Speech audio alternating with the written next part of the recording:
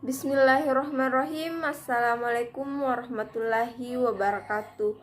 Puji syukur kita panjatkan atas kehadirat Allah Subhanahu wa Ta'ala, Tuhan yang tidak bosan-bosannya memberikan kita berbagai macam rahmat dan nikmat, terutama nikmat kesehatan, sehingga kita masih bisa berkumpul dengan orang tua, keluarga, dan teman-teman. Dan tak lupa pula kita kirimkan salam serta salawat kepada baginda Rasulullah Sallallahu Alaihi Wasallam. Beliaulah yang telah mengajak kita dari alam gelap gulita menuju alam terang benderang seperti saat ini. Perkenalkan, nama saya Sri Riandani dari Universitas UIN Alauddin Makassar, yang dikenal dengan sebutan Kampus Peradaban. Saya dari Fakultas Tarbiyah dan Keguruan, jurusan Pendidikan Biologi kelas 1-2 semester 2. Hari ini kita akan membahas tentang apa itu diksi dan bagian-bagian diksi. Adapun poin-poin penting yang akan dibahas yaitu apa itu antonim, sinonim, konotasi, denotasi, homonim, kata khusus dan kata umum. Sebelum kita membahas itu, alangkah baiknya kita mengetahui terlebih dahulu apa itu diksi. Langsung saja kita akan membahas tentang diksi, di mana diksi adalah pilihan kata yang paling tepat ataupun selaras pada penggunaannya guna mengungkapkan gagasan terdapat efek tertentu seperti yang diharapkan. Pengertian diksi adalah pilihan kata pembicara ataupun penulis ketika menggambarkan cerita yang telah dibuatnya. Itulah pengertian diksi. Penggunaan ketetapan pilihan kata ini dipengaruhi oleh kemampuan pengguna bahasa yang terkait dengan kemampuan mengetahui, memahami, menguasai, dan menggunakan sejumlah kosakata secara aktif yang dapat mengungkapkan gagasan secara tepat sehingga mampu mengomunikasikan secara efektif kepada pembaca atau pendengarnya. Indikator ketetapan pilihan kata tersebut adalah sebagai berikut, yaitu yang pertama, mengomunikasikan gagasan berdasarkan kata yang tepat dan sesuai berdasarkan kaidah bahasa Indonesia yang baik dan benar. Kedua, menghasilkan penafsiran atau pemaknaan yang tepat, tidak ambigu dan tidak menyebabkan salah paham. Dan yang ketiga, menghasilkan respon pembaca atau pendengar sesuai harapan penulis atau pembicara. Dan yang terakhir yaitu nomor 4, menghasilkan target komunikasi yang diharapkan. Selanjutnya, kita akan masuk pada syarat-syarat diksi, di mana syarat-syarat diksi yaitu agar cerita yang dihasilkan lebih menarik, maka diksi yang baik harus memenuhi syarat-syarat berikut ini. Adapun syarat diksi yaitu ada 3. Yang pertama, ketetapan pemilihan kata ketika menyampaikan suatu gagasan. Kedua, pengarang juga harus mempunyai kemampuan untuk membedakan dengan tepat makna gagasan yang hendak disampaikannya. Ketiga, dapat menguasai berbagai kosakata serta mampu memanfaatkan suatu kata menjadi kalimat yang lebih jelas, yang mudah dimengerti arti yang mudah dipahami dan lebih efektif. Itulah syarat-syarat diksi agar bisa menarik pembaca atau pendengar.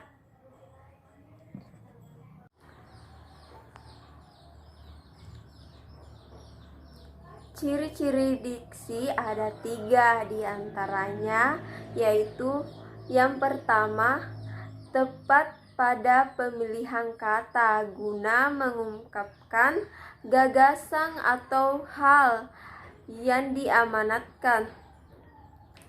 Kedua, biasa digunakan untuk membedakan nuansa makna yang sesuai terhadap gagasan, situasi, maupun nilai rasa pembacanya.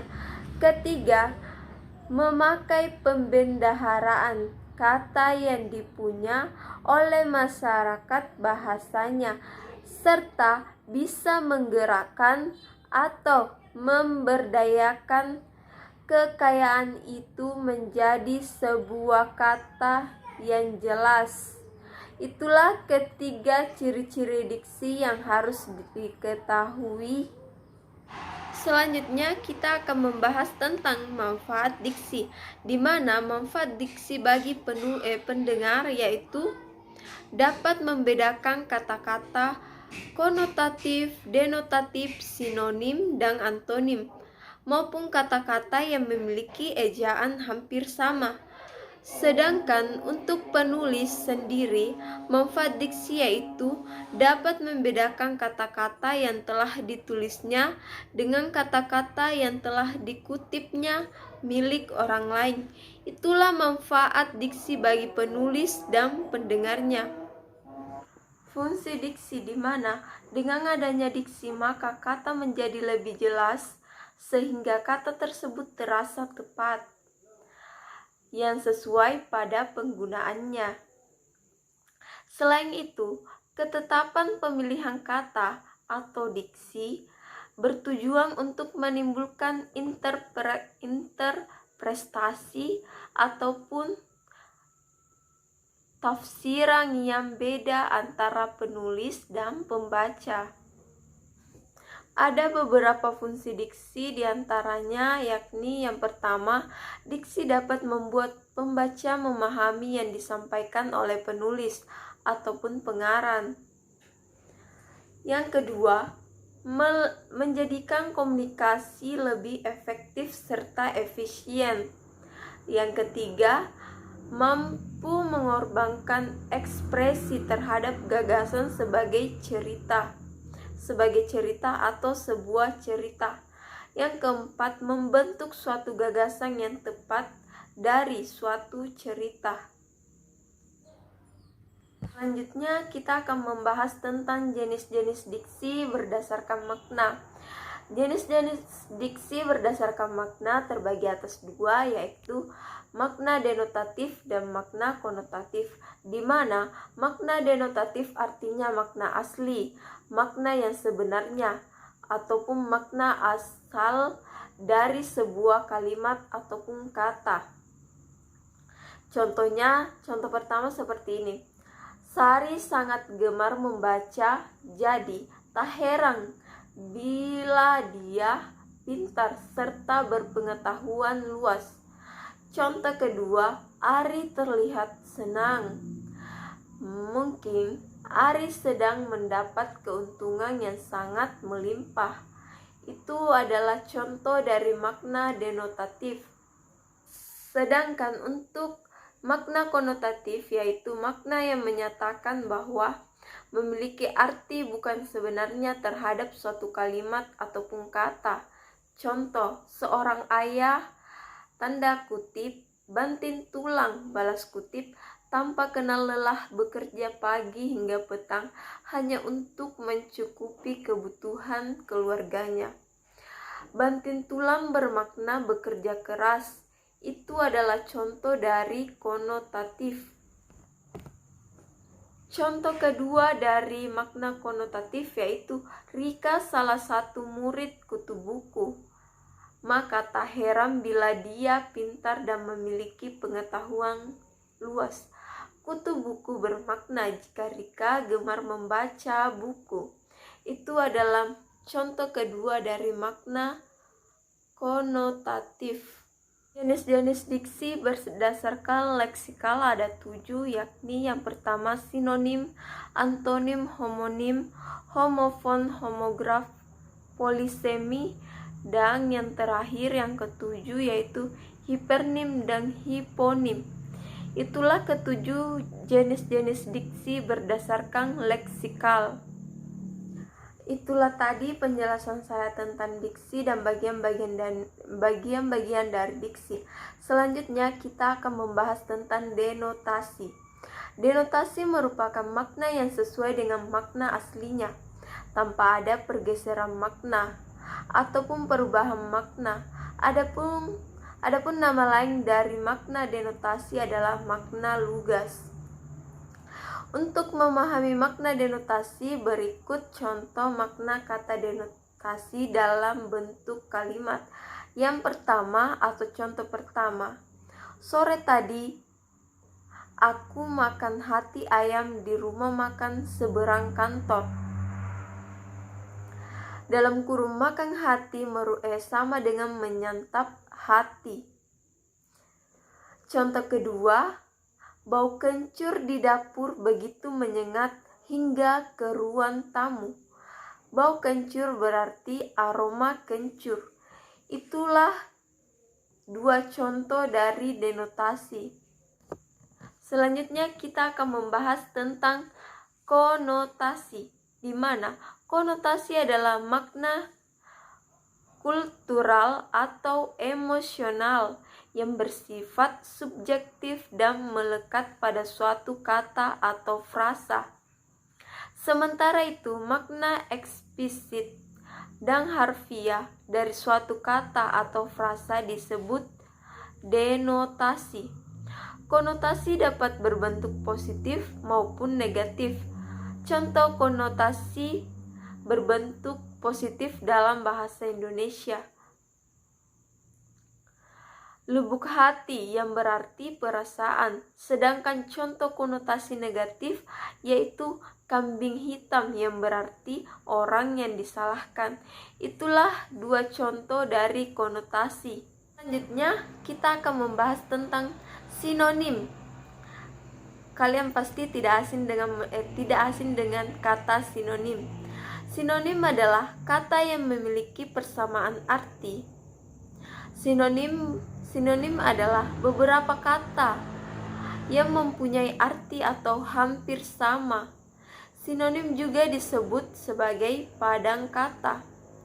Contoh sinonim yaitu kredit sama dengan mencicil, berdusta sama dengan berbohong, rajin giat, haus dahaga, baju pakaian. Itulah contoh dari kata sinonim. Selanjutnya yaitu homonim, di mana homonim adalah sebuah kata yang memiliki makna yang berbeda tetapi sifat atau ejaannya sama. Jika lafalnya sama disebut homofon, tetapi jika ejaannya yang sama disebut homograf. Contoh homonim yaitu bulan dalam kurun nama kalender atau nama satelit. Contoh kedua genting dalam kurun gawat atau atap rumah. Dan contoh ketiga yaitu rapat dalam kurung pertemuan atau tidak renggang. Itu adalah contoh dari homonim. Selanjutnya yaitu antonim, di mana antonim adalah hubungan semantik antara dua buah satuan utama yang maknanya menyatakan kebalikan, pertentangan atau kontrak antara yang satu dengan yang lainnya. Lebih sederhana, antonim adalah suatu kata yang berlawanan makna dengan kata lain. Antonim disebut juga dengan kata lawan atau lawan kata. Contoh antonim yaitu seperti kaya, miskin, rajin, malas, atas, bawah, tinggi, pendek, cewek, cowok, cantik, jelek. Itu adalah beberapa contoh dari antonim. Dan materi yang terakhir yaitu kata khusus dan kata umum, di mana kata umum adalah kata-kata yang mempunyai cakupan luas, sedangkan kata khusus adalah kata-kata yang memiliki cakupan sedikit atau lebih sempit. Adapun contoh-contoh dari kata umum dan kata khusus.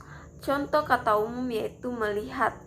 Kata khususnya yaitu menengok, menyaksikan, melirik, memandang, memelototi, mengamati, dan memperhatikan. Contoh kedua yaitu kata umum mendatangi. Kata khususnya yaitu mampir, singgah, dan berkunjung. Contoh ketiga kata umum dan kata khusus. Kata umum membawa, kata khusus mengangkat, menjinjing, menggendong, menyeret, mengangkut, dan memanggul. Itulah contoh kata umum dan kata khusus. Itulah tadi materi tentang diksi dan bagian-bagian dari diksi.